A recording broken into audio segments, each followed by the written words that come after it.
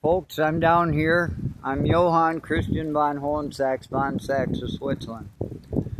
For 22 years and 5 mayors, I've been trying to get them commissioners and art board and all the people of Tarpon to accept the fact that we have stone anchors from the fleet of Atlantis all the way around Tarpon Springs up to Newport Richey, and in fact the entire Indian River of Florida is called intercoastal waterway that the giants of ancient times actually dug out for Poseidon as a breakwater from the Atlantic Ocean and the Gulf of Mexico. The one thing all the other researchers forgot or didn't quite understand about Plato's story about Atlantis was that it was on the Crystal Sea. So every particular place all around the world that they decided to say that it was their guess as Atlantis didn't include the fact that the Crystal Sea was the Gulf of Mexico. And so this rock was pulled out of the Gulf of Mexico by a construction crew and brought to my favorite salvager of the fleet of Atlantis by Jack Severance is what we call him. One heck of a great guy, because he brought this down in a cyclone, and we didn't have time to pressure wash it, but we figured Poseidon would do the job for us by bringing the cyclone through here. And he's done a nice job, but we're still going to pressure wash it a little more. And I see the ancient age of the rock from the patina, the orange color inside these holes. You can't drill a stone anchor and have it sit around for all these years and have it have the same patina, the orange, in the center of the hole that was drilled by some kind of 17.5-inch drill bit, probably flint that they had on some kind of a pole type drill. It probably wasn't easy for them to do it. These whiter shades are from the shovel picking it up, but there's rope lines on the rock coming around this way just above that white line. And we're going to try to get a big thick rope and put it in here, and I'll be back with another video. But this is indeed a stone anchor from the fleet of Atlantis, and you can see by this hole going through that there's an orange color all the way through the stone. This is about the 3rd or 4th day of the month of August, and we laid the other stone, the first stone, 1 year ago at August 3rd, and I'll walk us around. This is the mayor, Costas, gave me permission to use this $1,600,000 piece of property to put up a stone circle. So these two stones mark the diameter of the circle. And right here where all these 3 trees are, for you Christians, it's Father, Son, and Holy Ghost. We're going to be putting a stone anchor right here in the center. A giant stone anchor that's twice as big as the one you're seeing right now. And that stone had to be lifted by almost 30-foot tall people. And this stone over here, broken away during the flood of Atlantis and the flood of Noah 7,600 years ago. This stone was broken, and the other piece of the stone is about a mile away and 10 degrees north of east. And it's, you can see the hole. This one had 2 holes drilled in it too. And again, it's a 17.5-inch diameter hole. as well as the other one to this side. So this one you can see the color, the orange patina, and you can see that it's an ancient anchor. So here we have the two stones. This one you might have had to have been about 22. This is about the same size as the stone on Mount Ararat that they found with a hole in it. And that one in the background, I'll pull it up here, is quite a bit heavier, about twice as heavy as Noah's Ark anchor stone that's found on Mount Ararat by Ron Wyatt and his crew that was there about 30 years ago. Twice as big as the stone that Noah used. So Noah's wife was 18 feet tall. They found her coffin. And Noah himself was about 22 or 23 feet tall. And with the help of his sons, he could have pulled that stone anchor on Mount Ararat up.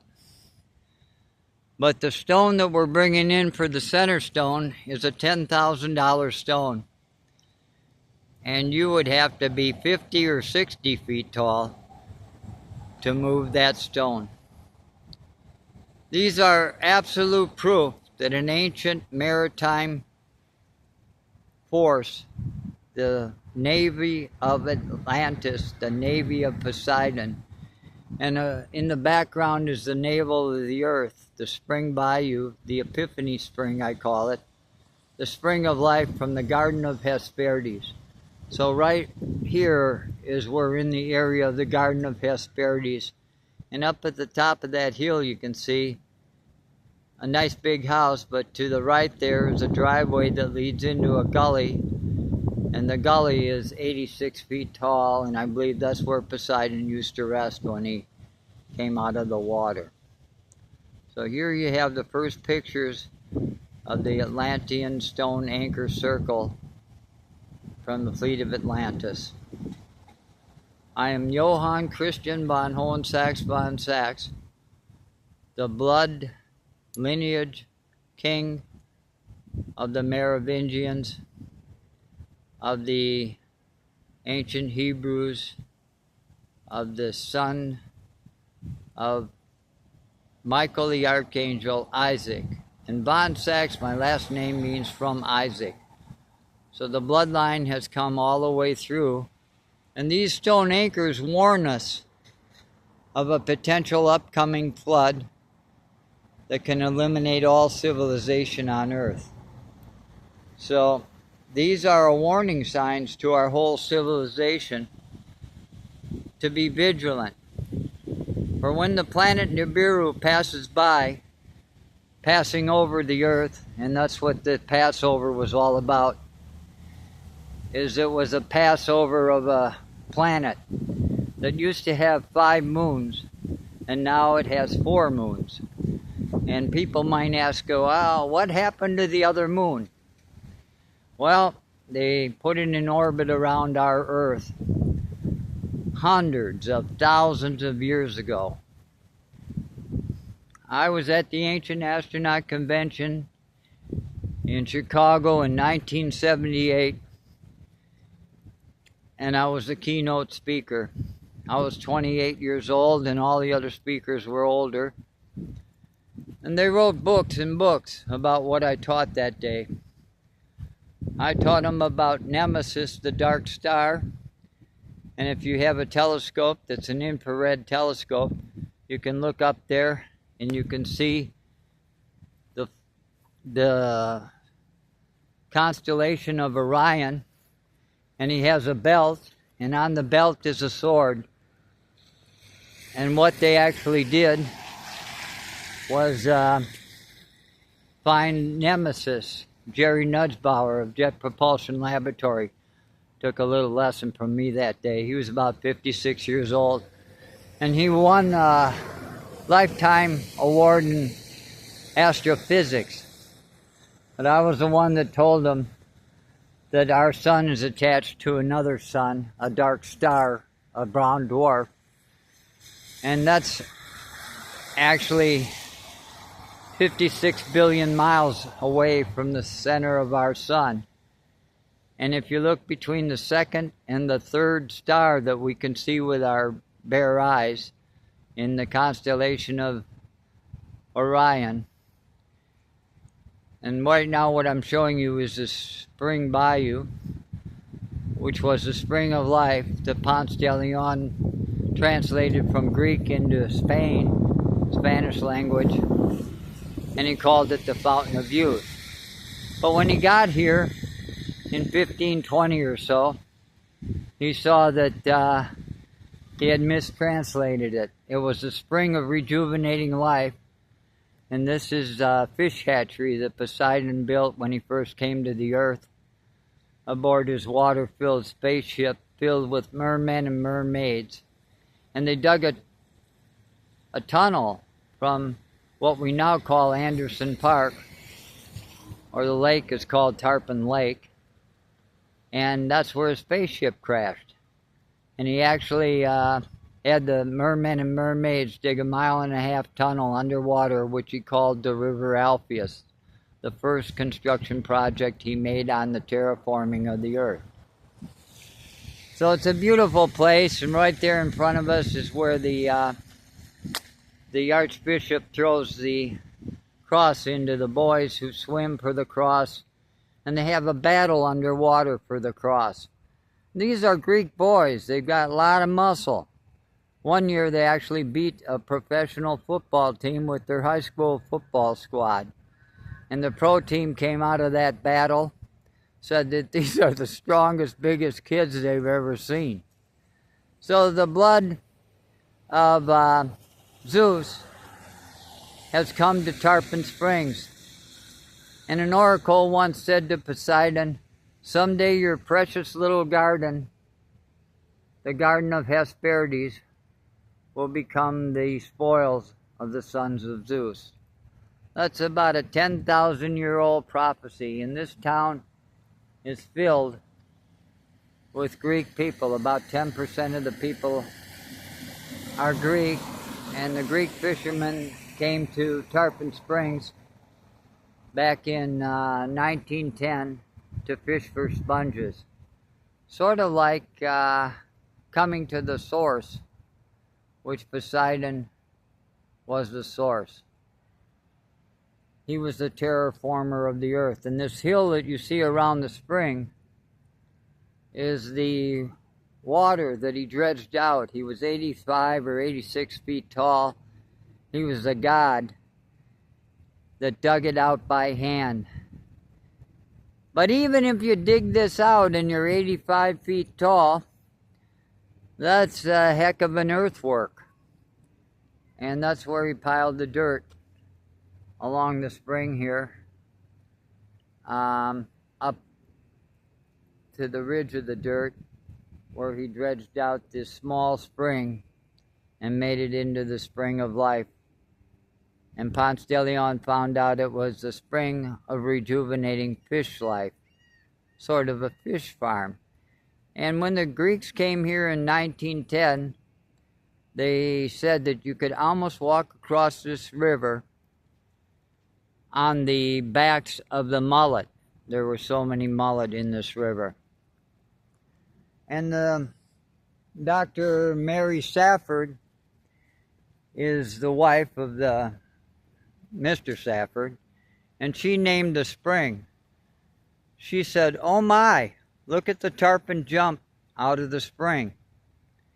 And so the name stuck, Tarpon Spring. But actually what she was seeing was a mullet jump. And the mullet jumped actually out of the spring. But you might as well have said, she might as well have said it was a whale jumping out of there, because the spring water at high tide is only about 6 feet underwater.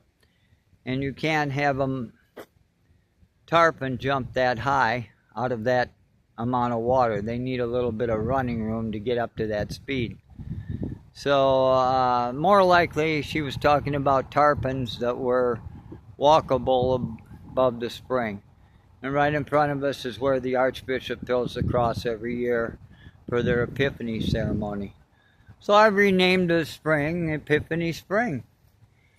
And since this was the garden of the Hesperides, and they had a dragon garden, the gardening of the Garden of Eden, that's how we get the word Garden of Eden. There's a fence around all Eden. The intercoastal waterway is the fence.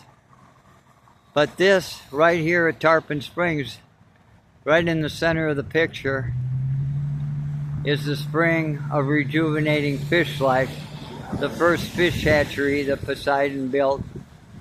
And it goes down 120 feet, and back in the age of 1928, they lost the cross, and the cross had a little piece of Christ's cross in the gold, encrusted gold cross with jewels on it. And the divers kept diving for it, but when they got to the spring area where the Archbishop was on a pontoon at that time and threw the cross in, right there in the direction of where that barrier is, between here and there, but out from there about 60 feet, 45 feet out from there is the center of the spring. And right now there's an actual gate on the spring because 2 divers went down and never came up again.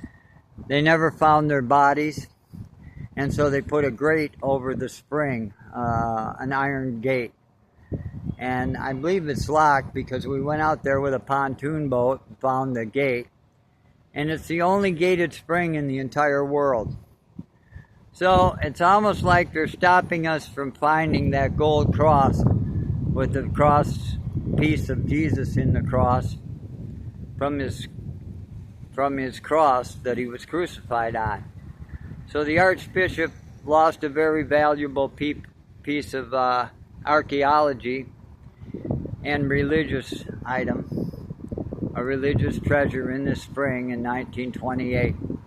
And I saw a picture of the story, a video of the story of the lost cross when I was about 15 years old. And I said to myself, I got to go down to that spring in Tarpon Springs, because I had started diving about that age, skin diving, scuba diving.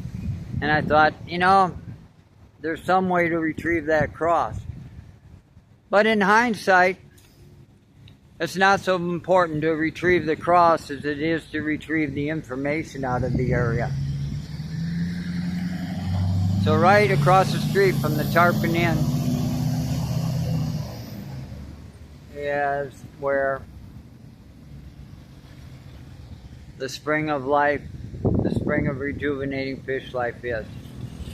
And that's all I have to say about that right now, except that across there they put a monument for the lost soldiers in the war of World War I and World War II. And what I have to say about that is this is a spring of peace, peace on earth by Poseidon. And so I'm trying to help the city see and think outside the box and realize that they're living in the ancient garden of Hesperides that the dragon Ladon guarded for the 3 Hesperides girls, the granddaughters of Poseidon. They were blonde-haired, blue-eyed, light-skinned girls that danced naked in the garden of Hesperides. And from that I have ascertained that the first white people on earth were created. Now over in Persia, the Anunnaki created the black-headed people in order to work the gold mines, in order to bring gold to the Anunnaki. And someday the Anunnaki will be back, living on the planet Nibiru that travels around our sun and the dark star called Nemesis once every 3,600 years.